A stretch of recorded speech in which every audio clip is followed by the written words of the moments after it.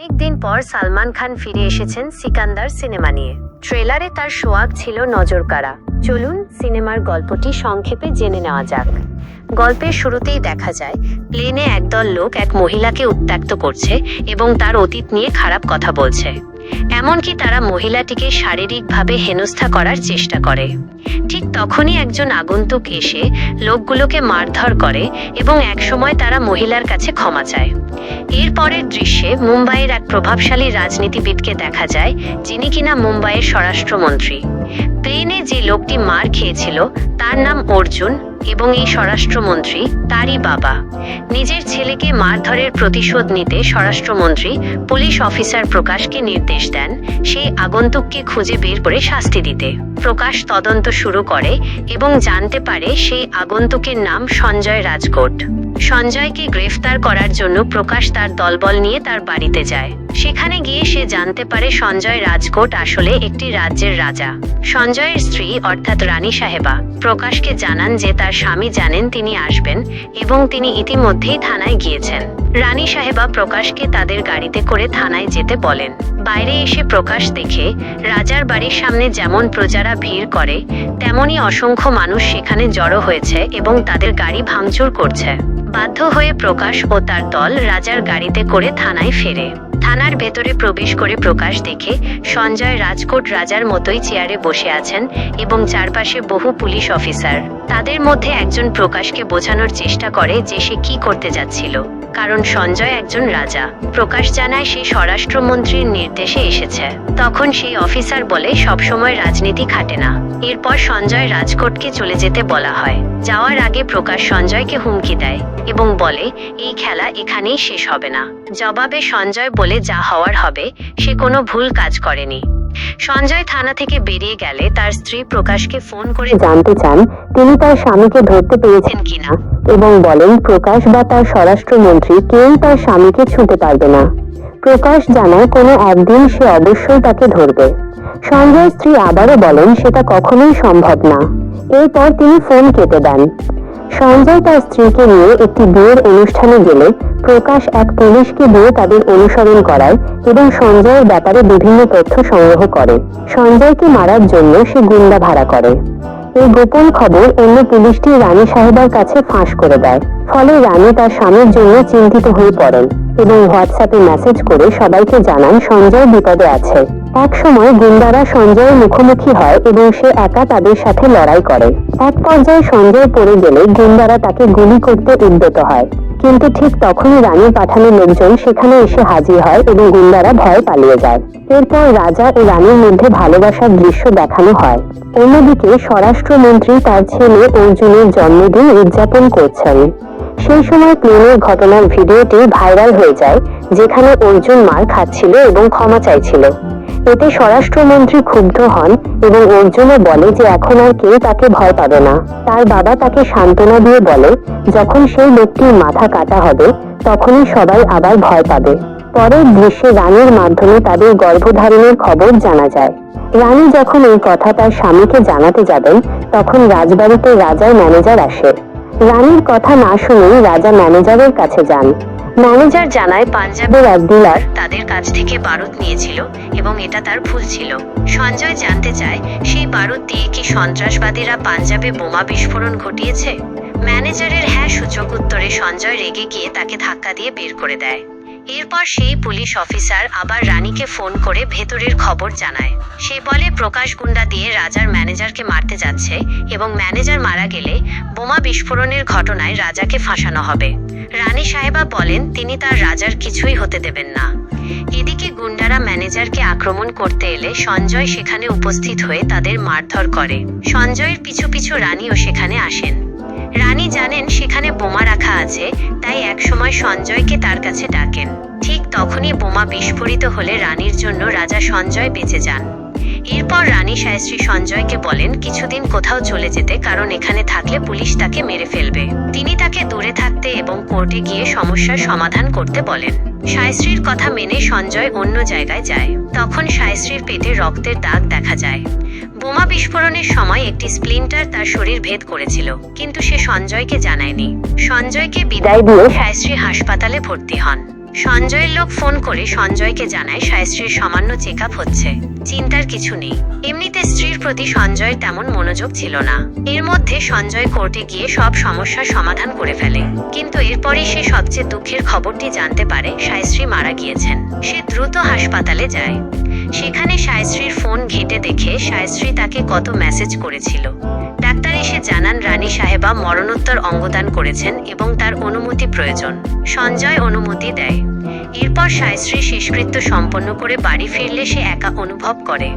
যদিও সে সায়শ্রীকে তেমন সময় দিত না, তবুও তাদের পুরনো স্মৃতিগুলো তার মনে ভিড় করে।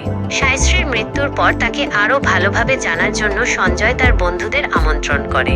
তখন সঞ্জয় জানতে পারে সায়শ্রী গর্ভবতী ছিল। এই খবর শুনে সে আরো ভেঙে পড়ে এবং ডাক্তারকে ফোন করে জানতে চায় সায়শ্রীর কি কি অঙ্গ দান করা হয়েছে। ডাক্তার জানান ফুসফুস, কিডনি ও চোখ। সঞ্জয় জানতে চায় যাদেরকে এই অঙ্গগুলো দান করা হয়েছে তাদের কোথায় পাওয়া যাবে। ডাক্তার বলেন মুম্বাইয়ে। ভালোবাসার মানুষের অঙ্গের টানে সঞ্জয় মুম্বাই যাওয়ার সিদ্ধান্ত নেয়।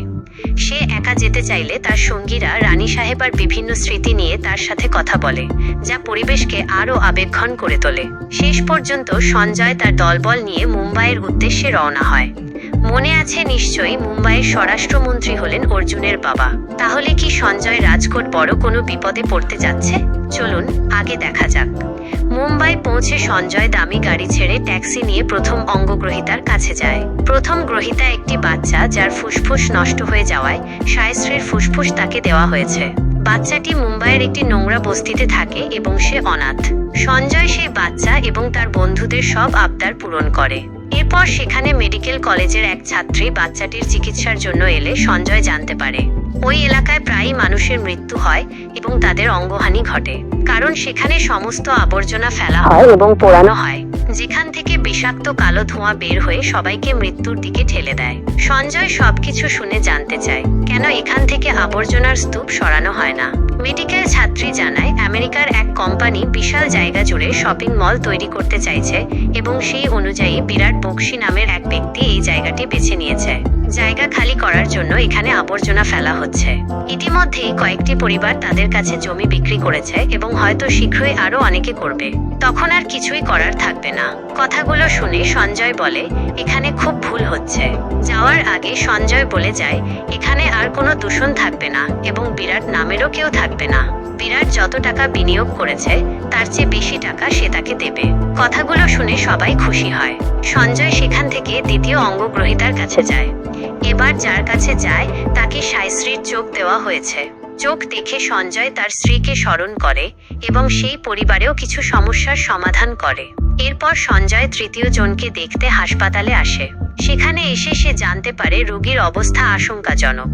সঞ্জয় সঙ্গে সঙ্গে সেরা ডাক্তারকে খবর দেয়। তখন এক বিশেষ মেডিকেল টিম এসে রোগীকে দ্রুত চিকিৎসা করে এবং তার অবস্থার উন্নতি হয়। তিনজনের মাঝে সায়শ্রীকে খুঁজে পেয়ে সঞ্জয় এবার রাজকোটে ফিরে যাওয়ার সিদ্ধান্ত নেয়।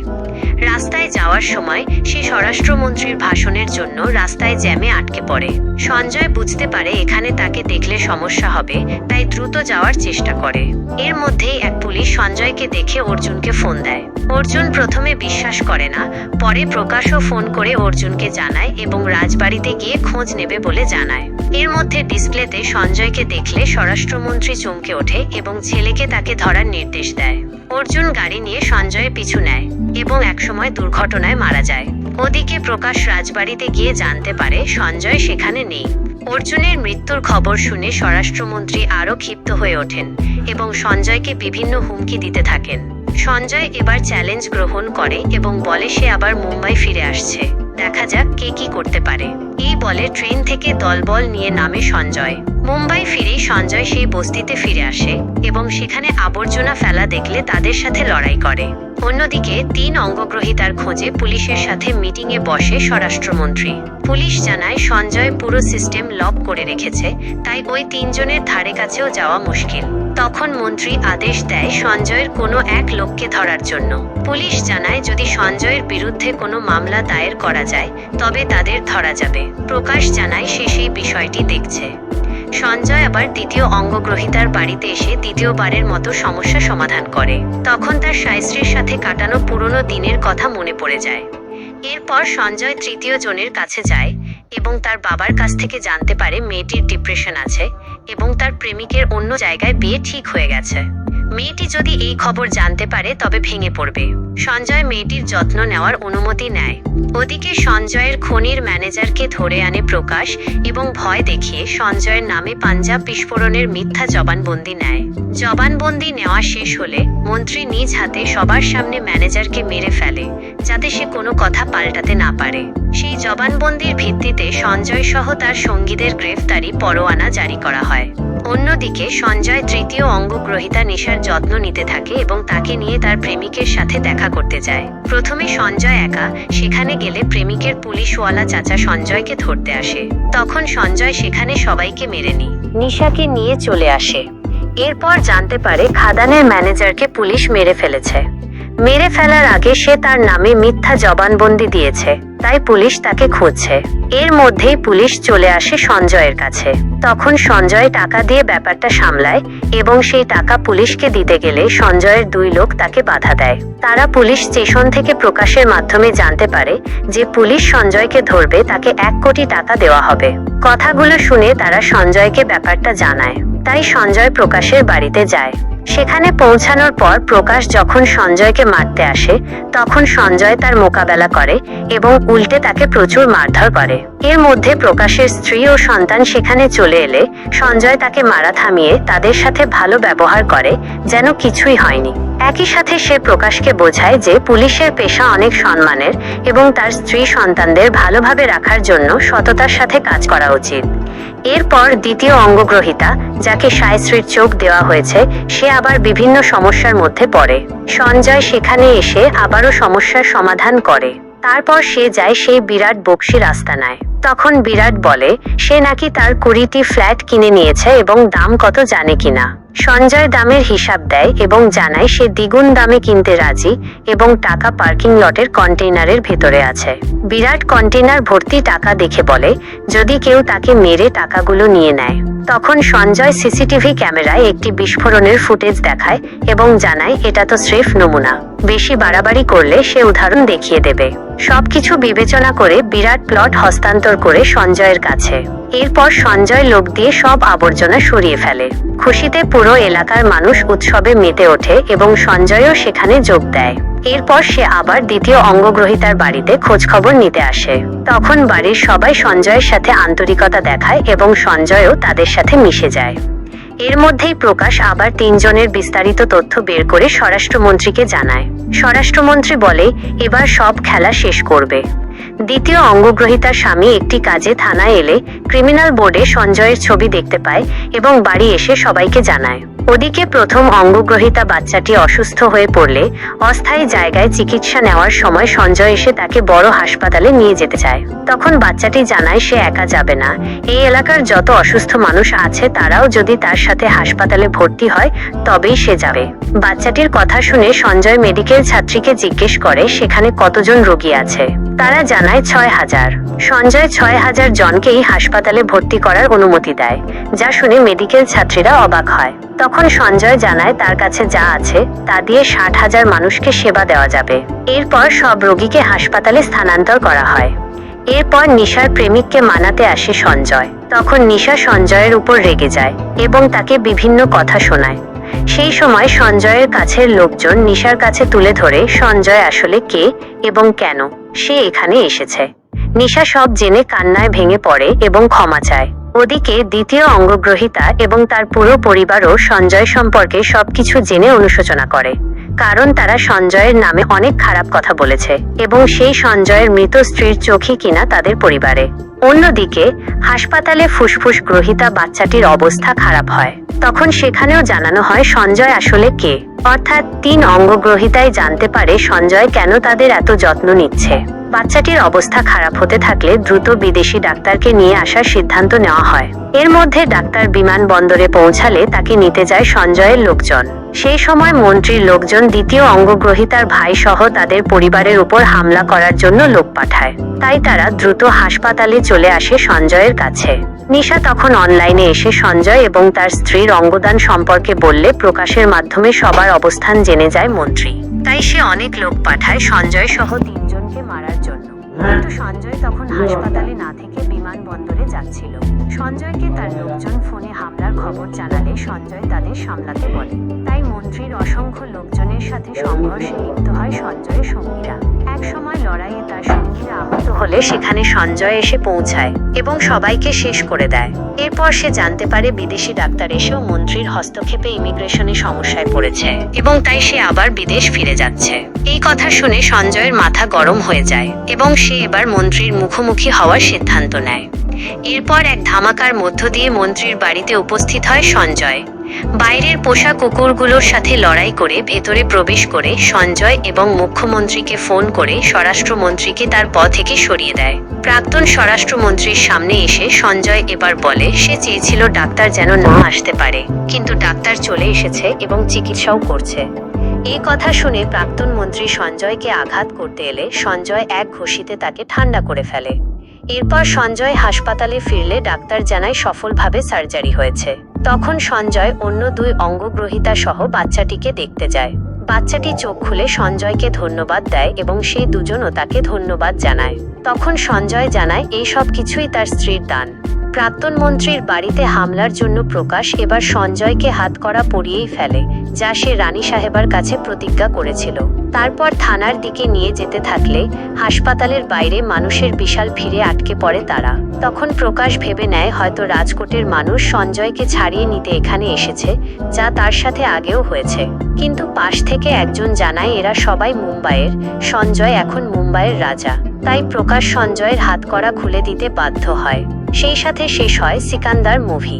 সালমান খান অনেকদিন পর অ্যাকশন ও পারিবারিক নাটক নিয়ে হাজির হয়েছেন। গল্পে আবেগপূর্ণ দিকটি বেশ ভালো ছিল এবং অ্যাকশনেও সালমান খান তার নিজস্ব স্টাইল দেখিয়েছেন। তবে দর্শকের হয়তো তার থেকে আরও বেশি নতুন কিছু আশা ছিল।